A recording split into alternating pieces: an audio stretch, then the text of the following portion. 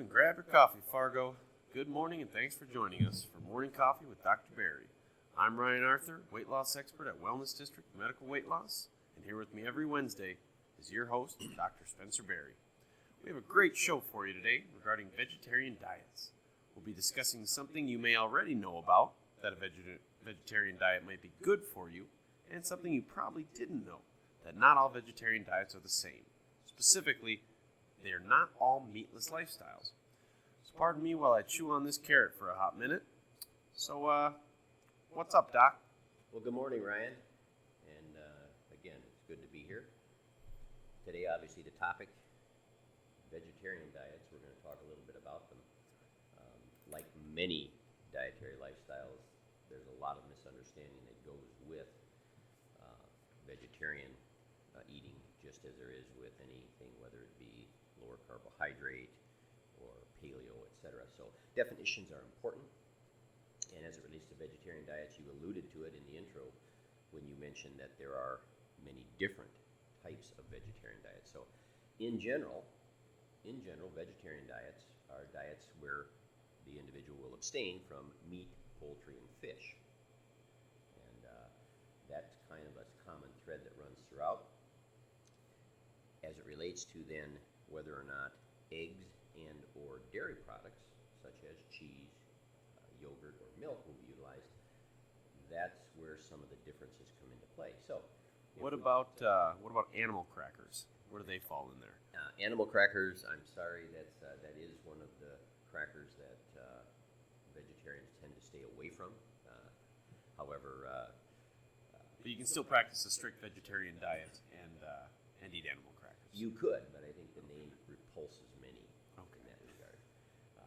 No, but when it comes to the vegetarian diets, we have the most commonly practiced worldwide is what they call lacto-ovo vegetarian, which means those folks will allow them in their diet eggs and or dairy products. And so lacto-ovo vegetarianism is probably the most practiced. Obviously, again, the names will reflect pretty much what you can guess that is in there. If it's a lacto-vegetarian, they're going to allow dairy, but not egg. If it's an ovo-vegetarian, they're going to allow the eggs, but not the dairy. We have Pesco. You hear of Pesco vegetarians. These are vegetarians who will eat fish.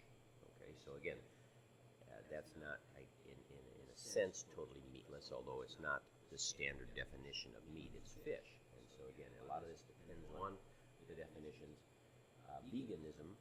Vegan is probably the strictest form of vegetarianism because, again, not only are meat, poultry, and fish left out, but also eggs, dairy products, and even any product, partially or wholly, that is produced by animals, such as honey, is left out of a vegan. And I just want to let the viewers know, this segment is more on vegetarians overall, as opposed to the specific sect of vegans or veganism. We'll be doing a show later on about specifically just vegans. This one's more just about vegetarians. Excellent. And again, as I said, the definitions are very important because, again, if they get thrown around casually and cross-referenced, that's where a lot of the misinformation is spread and where a lot of the confusion. So I think it's worth repeating that as we go through the different dietary lifestyles that individuals choose, very important and very something that I like to break it down very simply to all of my patients is that when you hear the term nutrition, so many people's eyes start to glaze over and roll back and they think of this as being difficult or it's kind of nebulous. But the reality is when you break it down and we hear about nutrients, there's really only two types of nutrients. There's macronutrients and micronutrients. Now, macronutrients are where we get our calories, all right? And that means proteins, fats, and carbohydrates. Those are the three macronutrients. Micronutrients, there's only two, okay? Those are vitamins. We've all heard of vitamin A, B, C, D, E, etc. And minerals, calcium, zinc, magnesium. Now, again, there's no calories in micronutrients. So your vitamins and minerals are very, very important to overall nutrition, but they don't provide calories. Whereas when we think of macronutrients, that's where we get our calories. So you got to put the two together, the macronutrient combination with the micronutrient combination, to come up with nutrition. So they each play their role. They're important in nutrition. But again, keep them simple. Macro, micro, there's 3 of one, 2 of the other. Okay. So a couple of common questions or myths, I guess, about the vegetarian diet that people have questions on usually is, where do vegetarians get their protein from? If they're eating a lot of vegetables and they're not eating meat, say for the Pesco vegetarians, where do they get their protein from? I mean, can you get enough protein on a vegetarian diet? Well, yes, you absolutely can. And again, the biggest key, again, as we talk about the different dietary lifestyles, well-formulated, you'll hear me use that term a lot, well-formulated low-carbohydrate diets or well-formulated vegetarian diets. Again, the key is well-formulated, meaning you're putting them together, you're looking at the completeness of the nutrition that you're taking in, both liquid and solid. And so, again, many folks will practice the different aspects of a dietary intake in a very casual form, and they'll say, well, I'm kind of doing low carb, and that means they're kind of, maybe I don't eat so many potatoes or bread, and that's not what low carbohydrate eating is. It's the same thing with vegetarianism. I'm more vegetarian, and basically they're more what we call animal product avoiders, but they'll eat a lot of processed sugar, which is very unhealthy for them. And so, again, you have to look at the totality. And so there's been a lot of studies that look at nutritional adequacy of vegetarian diets, but there's not a lot of information on the long-term health outcomes at this point. And so you mentioned protein specifically. That's one of the macronutrients that we touched on earlier.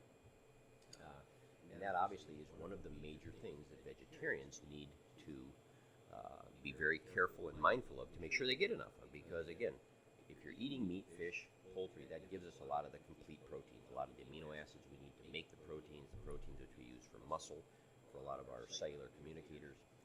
It's very important that we have those. Protein's the building block, the structure, right? Protein is very structural. It's used in many, many things. I mean, as I said, a lot of our cellular hormones, just cellular communicators, these transmitters that come from cell to cell, but also the building block of muscle. Skeletal muscle is made of protein. So getting enough protein will make you a better communicator? No, it will not make you a better communicator. It will help your cells communicate better. That's the key, is cellular communication. So, sorry, ladies, that's not the silver bullet for your husbands. Yes. The protein that vegetarians need to be getting many times can be obtained. The biggest sources are seitan, which is a wheat gluten. Okay, that's the protein, the major protein that's found in wheat. Okay. And it's many times referred to as wheat meat, and when cooked up, has somewhat of a texture of meat even. But so, would somebody, say with celiac, want to avoid that if they were a vegetarian? Absolutely. Okay. Absolutely. That's one of the things about because that's the gluten sensitivity. If you have gluten sensitivity or celiac disease, avoiding seitan is important because it is, as I said, it's made from with celiac and as in life, avoiding seitan is a good thing. That's correct. That's correct, Ryan. I think that's kind of good advice no matter who you are. But as it relates to protein, again, seitan being a major source, but also then a lot of the products that come from soy, that being tofu, I would assume. Tofu is one of the major ones that we've heard of for a long time, but also edamame comes in a variety from that, and tempeh. These are 3 soy-based products that are made and derived from this. Now, the nice thing about those is that soy protein is what we call a complete protein. Animal proteins are complete. Many of the proteins found in various vegetable sources and various plant sources are not complete, meaning they don't contain all of the essential amino acids, those amino acids that our body cannot produce. We have to consume them or we don't get them. But the soy-based proteins, many of them are complete. So again, that's why folks turn to those sources. What's your take on protein combining? Or I know that with the argument, they'll say, where do you get your protein from when you're a vegetarian? Because you're eating incomplete sources. But there are ways, like you said, with a well-formulated diet that you can combine different foods, like, say, grains and beans or legumes to get all the essential amino acids. Well, again, correct? That's exactly right. And that's why, again, folks who practice vegetarianism and are really about it for their health, they'll look into this and they'll make sure that but this is the thing about vegetarianism. It requires that the individual be up on those particular facts and know those things. And yes, they can put different combinations of foods together to make sure they're getting, specifically as it relates to the protein world, that piece of the macronutrient world, the protein, to get the amino acids so that they can make the necessary proteins that they need for the body. That's correct. Okay. So we alluded to pesco vegetarians, the ones that will eat fish or other seafood. Mm-hmm. So vegetarian doesn't mean no meat. Well, again, it all depends on, again, definitions. And so if some people they think of fish as a meat, mm-hmm. and others will say, no, fish is fish. And so, again, you start to get into semantics, right, when it comes to this. So the reality is, if you ask and say, do vegetarians, does that mean not eating meat? Well, if you're a, quote, strict vegetarian, you're not going to eat meat. Now, if you're a pesco vegetarian, you're going to allow fish or seafood products in there, which then other vegetarians may say, well, that's not true vegetarianism. But again, rather than argue the semantics, I like to just say, let's give the definition. Let's call it what it is. And then let you evaluate. That's right. A pesco vegetarian is someone who, for the most part, is utilizing plant sources, but they will allow themselves seafood and or fish. Some people would probably call that an omnivore. That's correct. Omnivores are similar to somebody who eats both plants and meat or animals. That's correct. That's correct. Yeah, and omnivore diets are more common, especially in Western culture, as opposed to vegetarianism. And by far at this point, you're seeing a strong push in many areas for the adaptation of vegetarian diets. But again, the biggest thing, it requires a very strict attention to what you're eating and knowing what and how to produce it and to prepare it. And you have to, again, like anything, be committed to it. Can a Twinkie be part of a vegetarian diet? Because I looked at the label on a Twinkie and I don't see anything really from animal products in there. Well, again, this is the issue with most dietary intakes, okay? This is where we run into processed sugar. So the answer to your question strictly would be yes. A Twinkie technically falls under that category, as do brownies, cupcakes, pies, muffins, Snicker bars, candy. That's right, and sugar-sweetened beverages. So again, these can all be part, but if you look at any worldwide, if you look at any dietary regimen that people follow, where we get into trouble as human beings is when we're consuming too much highly refined carbohydrate and sugar. I don't care what you add that. If you add highly refined carbs and sugars, simple sugars, to any dietary intake, that is where the problem comes. That's where you'll see the metabolic That's problems. Where we start to see the metabolic issues develop. I like to say, yes, when you look the at sugar. That's right. It's the sugar. It's always the sugar. When you look at the simple sugars, that is now, the complex sugars, the starch that you may find in a lot of the vegetables and things, they're not as problematic as the simple sugars. But the bottom line is, if we overwhelm the body by bringing in too many of these sugars, these carbohydrates, at a too rapid pace, where they can't be taken in, processed, and stored appropriately, that's when we start to turn them over into making body fat and excess body fat. And once that process gets started, it only accelerates. And so, again, the sugars are where we always have to look. I tell patients patients who are struggling with to manage body weight, meaning carrying too much body fat, specifically the visceral fat that we have in the abdominal cavity, which produces these inflammatory cytokines which are driving insulin resistance, diabetes, heart disease, cancer risk. It's always the sugar. It's always they're always getting excess sugar, okay? Because again, nobody comes home and chews on a stick of butter or drinks olive oil. And so, again, for vegetarians, can they get into trouble if they're eating too much processed sugar? Yes. So a Twinkie's not healthy for you? No, I don't believe it is. Ruining my day, Doc. So what are some of the health benefits that come from adopting a vegetarian lifestyle? Well, again, there's a lot of claims, and as I I said, there's been a lot of research on nutritional adequacy or nutritional deficiencies that come with the lifestyle. But again, when we look at long-term outcomes, this is where we're kind of lacking. Specifically as it relates, let's talk about cancer, for instance. The studies are at this point mostly observational, and observational studies do not allow us to draw cause and effect conclusions. So when we look at the specific sites of cancer within the body, most of that evidence is pretty inconclusive. So does a vegetarian diet decrease your risk of cancer? There are no hard and fasting rules. That's right. And as it relates, obviously, cardiovascular disease, which is the number one killer of humans, again, you'll look and say, some folks say strict vegetarians may favorably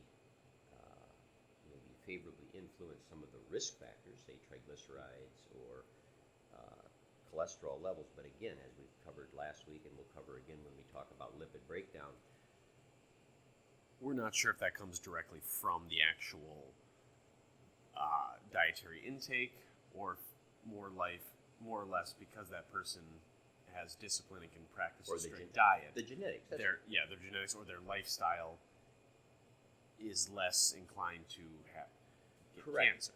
Correct. And when you look at the lipoprotein, and this is some of the thing, and again, we will do a show on this at some point where we talk about the breakdown. Because again, most Americans especially have been taught about total cholesterol, HDL, LDL, triglyceride, and they've been given black and white. It's good, bad, etc. HDL is the good cholesterol. But that science, unfortunately, folks place their bets back in the early days of lipoprotein science, and now as it's evolved over the last 30 years, we're finding it isn't about just exact numbers. It's about particle sizes, and it's about numbers. Particle numbers, and so there's much more than just what is your total content of these. And so again, right now we talk about favorable versus unfavorable influences on numbers, but you have to then say, does that have a clinical outcome? You can talk about numbers and what happens, but then does that have an impact on someone's long-term health, like their risk for having say a heart attack, a vascular event? A lot of the long-term work that they've looked at with stroke is inconclusive. And again, as it relates specifically to heart disease, again, to find hard and fast studies, which they're very difficult, nutritional studies are very difficult, but to find actual hard and fast studies about are there less cardiovascular events, that's difficult to ascertain. Okay. So, you're a weight loss doctor. Vegetarian versus keto in weight loss. So we're not talking about strict health benefits or anything, but just if you're looking to shed pounds, what would you say in your personal experience is more effective, vegetarian or keto, and any reason why? Well, again, with weight loss, and again, this is something I really want to stress, is that weight loss is not just about dropping the number on the scale. All right? Health is not a number on a scale. More important than actually the number on the scale is the composition. What makes up that number? Because lean mass in the body, that mostly meaning bone and muscle, we want to keep that. You want every ounce of your lean mass. Studies show that the more bone and muscle we hold on to, especially as we move through the years, the healthier we are. It's the adipose or fat mass, which as we've said comes in two forms, the subcutaneous or superficial fat that lives underneath the arms, back, buttock, thigh, and then the visceral fat, the fat that lies deep within the abdominal cavity, which makes up 20% of our overall fat. That's the fat that actually produces a lot of these inflammatory cytokines. And they're really actually almost two different types of tissues in terms of what they do. So when we're looking at weight loss, and as a doctor, when I'm looking at it for health benefits for my patients, we're actually, and it turns out it's a good thing because nutrition and activity affect the visceral fat, that bad fat. It gets rid of that at a higher proportion. And so we're trying to shed visceral fat. So back to your question then about keto versus vegetarian. Again, keto diets are very low in carbohydrate. Okay, they're usually under 25 or 30 grams of carbohydrates a day. And they stress getting adequate amounts of protein, which obviously can be obtained through the animal sources we talked about, poultry, vegetarian diets, which again, when followed well formulated, can help patients with weight loss if they're staying away from the processed sugars. Okay, but again, the studies that have been well randomized and looked at, the lower carbohydrate or the keto type diets with adequate protein always come out at least equal, if not most of them statistically significantly better at dropping body weight and at holding on to lean mass because of that adequate protein. And again, that's what's so important, holding on to that protein, because when you hold on to muscle mass, you're going to keep your metabolic rate higher. If you just shed pounds and say 50, you're losing a 1-to-1 ratio of fat and lean, so muscle is going, your actual percent body fat can actually go up and metabolic rate can drop, and that's what can create a problem. But if folks are making sure they get enough protein in their intake, holding on to their skeletal muscle mass while they're shedding fat pounds, they will keep their metabolic rate higher, because metabolic rate is very highly dependent upon skeletal muscle mass. Okay, Doc, fact or fiction? Vegetarians can't get enough protein from plant-based sources. That would be fiction. All right. Vegetarians never eat meat. Again, depending on your definition, we talked about pesco vegetarians. Strict vegetarians would tell you they do not eat meat. All right. Vegetables are better consumed deep fried and covered in chocolate. Well, actually, that is false. Not even Newman of Seinfeld would consume broccoli if it were deep fried and covered in chocolate. Okay. Well, that's all I have for you today, Doc. Thanks again for joining us for another episode of Morning Coffee with Dr. Barry. If you have any questions, comments, concerns, or ideas you'd like us to address in the show, please email us at staff@fargowellnessdistrict.com. Join the Doc and I back next Wednesday morning when we discuss intermittent fasting. And we have a special guest on the show, Wellness District's very own family nurse practitioner, Nicole Jackson. Should be a fantastic show. Doc, any final words? No, again, I just want to stress that we talked about any nutritional lifestyle that you choose to embrace. Make sure that you're watching the totality of that lifestyle, okay? And then specifically, it's the processed sugar. As we say at the Wellness District, it's always the sugar.